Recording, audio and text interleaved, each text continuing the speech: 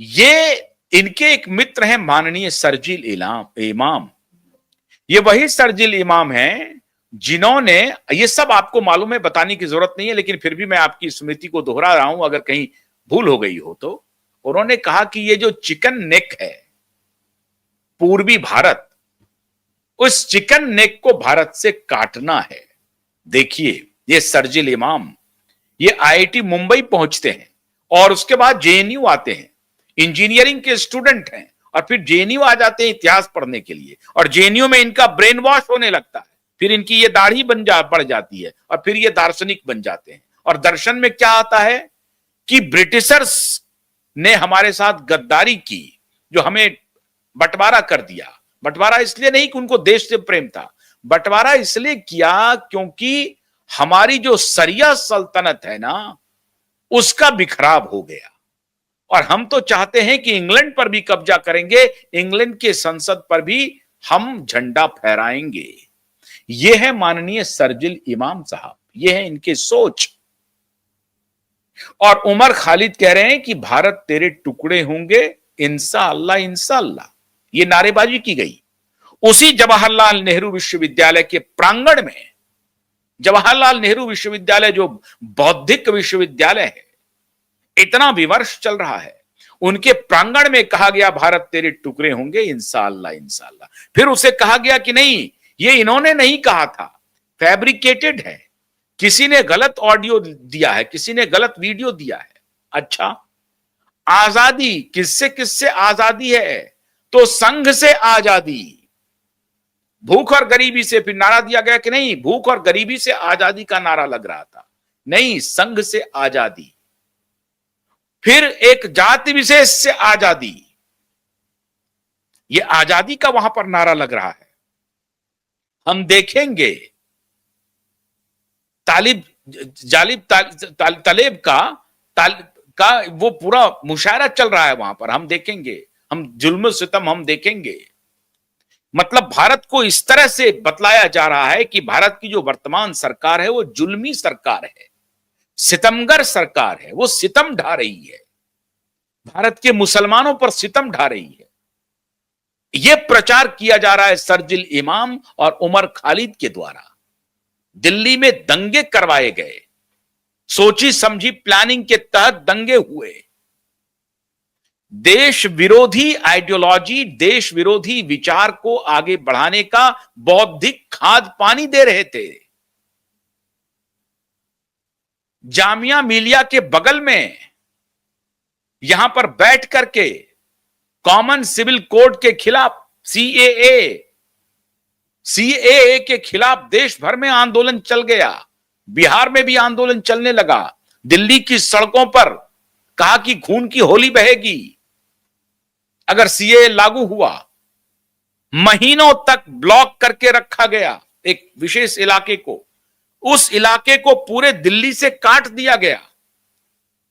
यह सब हुआ, लेकिन हमारे प्रकाश राज को यह सरकार सितमगर दिखती है, जुल्मी दिखती है, और इसलिए प्रकाश राज अब दिल्ली पहुंच करके आंदोलनकारियों को हवा दे रहे हैं और कह रहे हैं कि I am an actor, I am not a politician, I am an actor. He is doing 100% politics and nothing else, but he is saying that he is an actor. वो सिर्फ और सिर्फ राजनीति कर रहे हैं, लेकिन, और वो भी विध्वंसक राजनीति कर रहे हैं। वो एक खास ऑप्रेस्ड कम्युनिटी को कह रहे हैं कि मैं ऑप्रेस्ड कम्युनिटी को रिप्रेजेंट करता हूं, दलित कम्युनिटी को रिप्रेजेंट करता हूं। जो स्टालिन की भाषा है वही प्रकाश राज की भाषा है।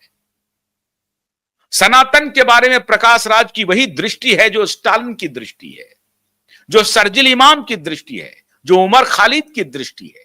इनके साथ एक और महिला, एक लड़की हुआ करती थी, सहला राशिद, लेकिन अब वो सहला राशिद ने अपने भाव बदल लिए हैं।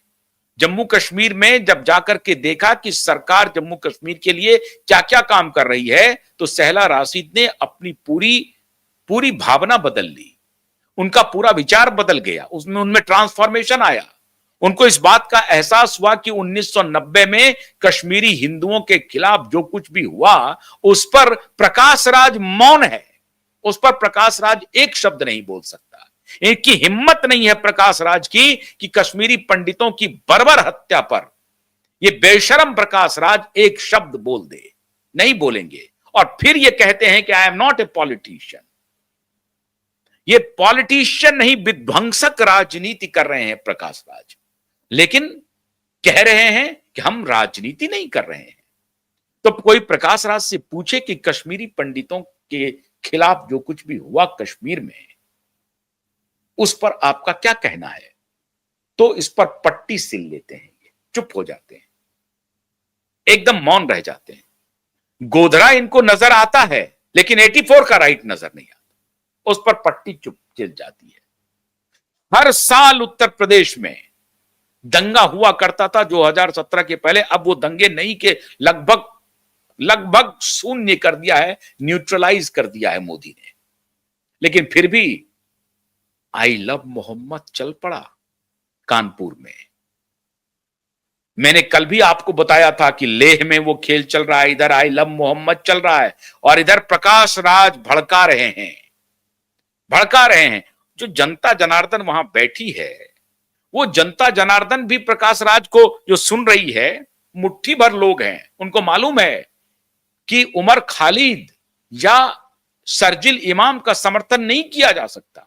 हाँ, यह बात सही है, यह कहा जाए, मैं शर्जिल इमाम को व्यक्तिगत रूप से इसलिए जानता हूं, मेरी उससे कोई मुलाकात नहीं हुई है, लेकिन हमारे मित्र के स्कूल में इसने पढ़ाई की है और इनका परिवार बेहद संजीदा परिवार है।